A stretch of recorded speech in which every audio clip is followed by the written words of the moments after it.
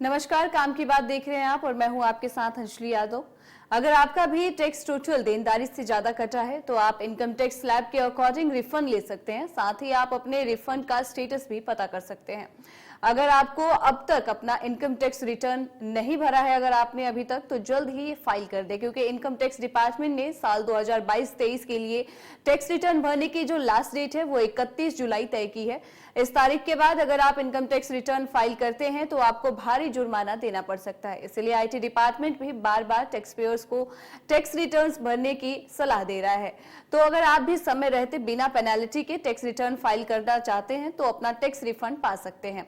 अगर आपका tax total देनदारी से ज्यादा कटा है तो अगर आप इनकम टैक्स स्लैब के अकॉर्डिंग रिफंड ले सकते हैं और साथ ही आप अपने रिफंड का स्टेटस भी पता कर सकते हैं। अब चलिए जानते हैं कि किस तरीके से। आईटीआर फाइलिंग के समय टैक्स पेयर्स कई बार कुछ छोटी छोटी गलतियां कर बैठते हैं, इसी कारण से उन्हें रिफंड मिलने में देरी हो जाती है।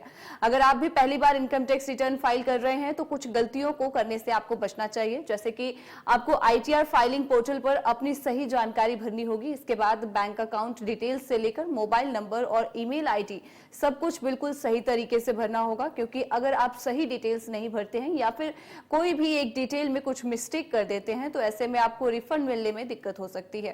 साथ ही आपको इनकम टैक्स का नोटिस भी मिल सकता है। ध्यान रखें कि इनकम टैक्स आपकी सभी डिटेल्स को वेरीफाई करता है और उसके बाद ही रिफंड जारी करता है।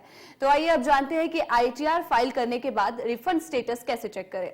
आप बड़े ही आसानी से इनकम टैक्स रिटर्न फाइल करने के बाद अपना रिफंड स्टेटस चेक कर सकते हैं। इसके लिए आपको ई फाइलिंग पोर्टल पर विजिट करके नो योर रिफंड स्टेटस पर क्लिक करना होगा। इसके बाद आपको अपने पैन नंबर, असेसमेंट ईयर और अपना मोबाइल नंबर डालना होगा। उसके बाद आपके मोबाइल पर एक ओटीपी आएगा। ओटीपी डालने के बाद आपको मिनटों में ही अपना इनकम टैक्स रिफंड का स्टेटस दिखने लगेगा। तो फिलहाल काम की बातों में इतना ही।